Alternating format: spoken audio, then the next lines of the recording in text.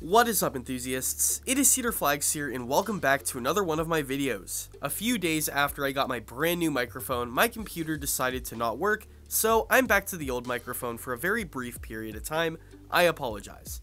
And if my voice sounds a little different, yes, I'm a little sick, and yes, I feel like garbage. So let's get right into the video. Today, we are going to be talking about underrated roller coaster elements. We've all ridden a roller coaster that has a part that you think, man, that's not talked about as much as it should. That's very underrated. And today, I wanted to talk about my personal favorite underrated moments. Of course, these are only experiences that I have personally ridden, because of course, if I haven't ridden it, I really don't have much to say about it. There is a bit of a special announcement at the end of the video, so stick around. Anyways, this is CedarFlags, and today, I will be going over 10 of my favorite underrated roller coaster moments that I have experienced. Now, I was originally going to make a top 10 in order, but I looked at these 10 elements that I came up with and I thought to myself, yeah, there's no way that I'm going to come up with an order of these. Yes, we are starting at my very own home park, Kennywood in West Mifflin, Pennsylvania. Skyrocket many people call a supporting coaster, but I actually know a handful of people that think this is the best in the park or second best. Anyways, my opinion says that the shining star of this ride is the Top Hat. You rise up into that top hat and then get some extreme negative G's on the way up. And I'm not talking about some little airtime, I'm talking about a pop of extreme ejector airtime. After that, you go into a little bit of a holding break, and then it releases you, taking you down into the 90-degree drop. And let me say, this airtime moment is even stronger than the first, especially if you're sitting in the back.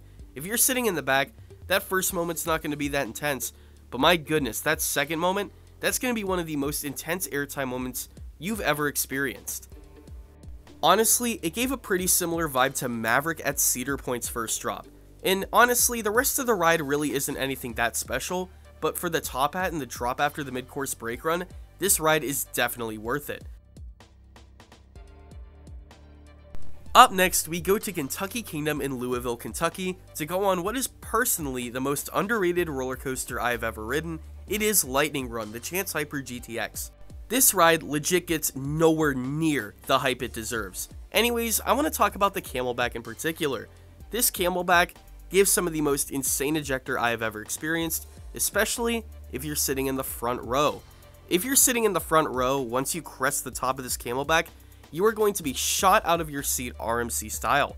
In fact, I like this Camelback more than the Camelback after Storm Chaser's first drop. A lot of people say that's the shining moment of the ride, but I honestly think it's very forgettable compared to the rest of the ride, and even compared to Lightning Runs. Lightning Run really does have some standout moments, including this world-class Camelback that gives some of the best airtime I have ever experienced in my life. For our next spot, we are going to go to Knoebels, back in the state of Pennsylvania where we began, and we are not talking about one of the popular wooden coasters at the park. Instead, we are talking about the very modern Impulse. It's very well rounded and has one of my favorite inversions on any coaster ever, the Heartline Roll. Now, not any Heartline Roll in particular, I am talking about the specific Heartline Roll after the Helix on Impulse. This Heartline Roll is my favorite hang time moment of all time. When you enter it, you start to feel a little queasy, but the time you're upside down, your butt is completely out of the seat and you're starting to slip out. It is scary, but it is one of my favorite inversions on any coaster ever, maybe in my top 5. Now, I have not experienced a JoJo roll before, but I feel like this is the closest you can get to one. Even the Heartline rolls on top of the Skyrocket 2s, I did not find as much hang time on Tigres's as I did this Heartline roll. The revealing restraints mixed with the slow, long-drawn element gives an incredible feeling. Even with that added height above the ground, it's pretty terrifying. Next, we go to an element that's talked about, but nowhere near as much as I think it should. We are going to Six Flags Great America in Gurnee, Illinois, near Chicago, to talk about Goliath. Now, Goliath overall I think is a very underrated coaster, but I specifically want to talk about the speed hill in between the first turnaround and the dive loop. This is one of my favorite airtime moments of all time, and honestly, ranked up with the moments on Steel Vengeance, it would be up there with the Outer Bank turn. This is probably in my top 3 airtime moments of all time. My goodness, once you start entering that element, you are immediately shot out of your seat for a sustained amount of time that feels like forever. It is so strong, it is so intense, and you are speeding past the skyline of Great America. It is a magical moment, and one of my favorite moments on any coaster ever. Now, like I said, it gets some hype, but it gets a fraction of the hype it really deserves. It is the best coaster moment in the park, and one of the best I have ever experienced. Now, we go to the flying coasters. Not talking about the pretzel loops, no, that's talked about enough. No, we are going to the loops on the Flying Dutchman roller coasters by Vekoma. Now, I honestly think these are very overlooked, and I do prefer pretzel loops, but very, very slightly. If pretzel loops are a 10 out of 10 for intensity, the loops on Flying Dutchmans in the front and back rows are probably a good 8.5 or 9. They are that intense. Entering the loop, you feel your stomach absolutely drop, and it is such a queasy feeling no matter how many times you ride it. I like this moment so much, it is one of my favorite inversions of all time. And yes, comparable to the pretzel loop. This moment truly is incredible no matter which one you're riding. Even Nighthawk, a ride that gets more hate than I could even imagine, I love that loop. It is seriously one of the most incredible elements I have experienced, and that feeling in your stomach is unprecedented. Up next, for the number 6 spot, we go back to Kennywood in Pennsylvania to talk about Steel Curtain. The newest coaster at the park is a massive SNS hyper with many mixed reviews. People either say it's a mediocre inversion machine, and other people will say it's top 10 in their lists. While I'm probably in the middle and think this ride is great, but not world class, I definitely think some of the moments on the ride really stand out, including that airtime hill that goes over the midway. While nowhere near intense as the partnering hyper in the park's airtime moments, Phantom's Revenge, I still think it holds a place of its own. And maybe this part doesn't get talked about because of Phantom, but let me say, the airtime over the midway is incredible. It's not necessarily extremely strong thigh-crushing ejector, but it's just enough where you're ejected out of your seat for an extended period of time. You can feel your butt coming out of the seat for seconds at a time, and it feels very similar to the top hat on Steel Vengeance, where you're just up there floating for a few seconds and then come smashing back down. It seriously is an incredible airtime moment, and I really don't get why people don't talk about this as much, because man, this element kicks some serious butt. Even though it's not the most intense, it's still an incredible, breathtaking element, and my personal favorite element on the ride. For my number 7 spot, we are going to be going to Cedar Point and talking about Top Thrill Dragster, more specifically, the drop. Now, I'm going to make this brief because this was one of my unpopular opinions in my previous video, but I do want to talk about this ride for a bit. Now, this drop does not get a lot of hype. A lot of people do dislike the drop because it has a twisted drop, as opposed to a straight down drop, but let me say, I love the twistiness and I think it really adds on to the ride. While experiencing some floater negative Gs, going down 400 feet, you are also spiraling down, nosediving 400 feet to the ground, while experiencing both negative and lateral Gs. I really think this is the chef's kiss of drops, and in my top 3 favorite drops of all time. I don't think they could have made this drop any better. And when the ride is running fast, my goodness, you will be ejected out of your seat that whole time.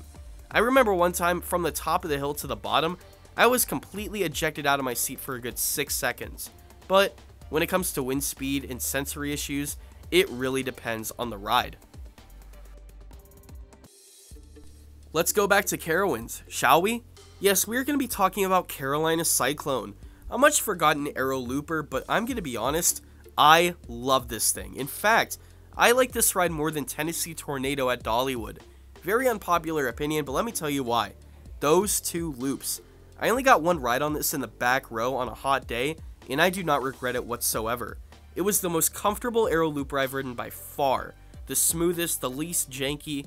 Even Tennessee Tornado had some jank. This, barely anything if not nothing. And those two loops gave some of the best positive Gs I have experienced on an old aero coaster. These loops are so good, I love them so much. And honestly, in the back row, you could feel yourself getting dragged over and your stomach just pressing down to the seat.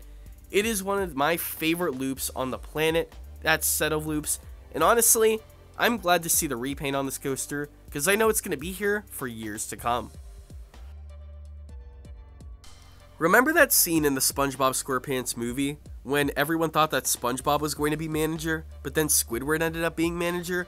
Well, that's how my fans kind of reacted when I said I liked Raven more than Voyage, and there's a few reasons. 1, the airtime in my opinion is a lot more intense, and 2, the setting on Raven just seems a lot more into the woods than Voyage, and I know that sounds weird, but whatever. I freaking love Raven. It is in my top 25, and for many, many reasons. There are so many phenomenal airtime moments on this thing, but one I want to highlight in particular is a drop that goes into the woods. Many people call this the 4th drop of the ride. I don't really know if it is, because there are a lot of smaller drops in between, but I'll stick with that. If you're in the back row, you are going to get a wicked amount of ejector airtime, and it feels weird. You start off in your seat as you start to go down the drop, but once you're halfway down the drop, you are yanked out of your seat. It truly is an incredible experience, and with the setting going into the woods, especially with the Raven theme, my goodness, it's such a good experience, and easily my favorite airtime moment at the park. Finally, at the final spot in my video today, we are going to go back to Six Flags Great America to talk about their other major woody, American Eagle. This 1980s wooden coaster gets a lot of mixed reviews. Either they hate it and want to take it down, or they praise this ride, and personally, I love this ride. One of my favorite rides, period. In fact, I like it more than Voyage. This ride is so good, I could marathon this thing all day, and is my favorite racing coaster of all time. One of the most controversial moments on the ride is the Helix, and let me tell you, I love the Helix, but even more so, the airtime moment right out of it. It's not an airtime hill, it's more of a dip, and I did not study the ride before riding, so let me tell you, that was one insane surprise.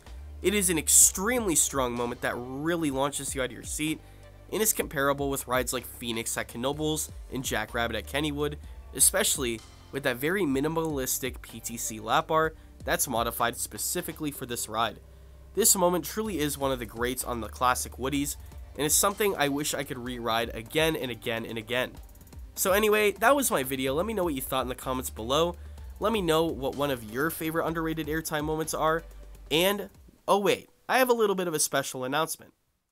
So the announcement I want to make is that I am going on yet another amazing road trip.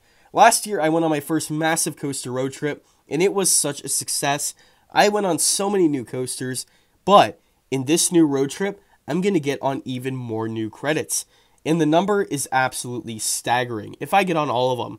And the first park I want to reveal to you that I'm going to is Playland's Castaway Cove. We actually ordered the tickets online and they sent them us through mail, but that is just one of many parks we are going to. We are so excited, and let me tell you, I am more than excited to get some new creds. Anyways, this is Cedar Flags, and I will see you all later.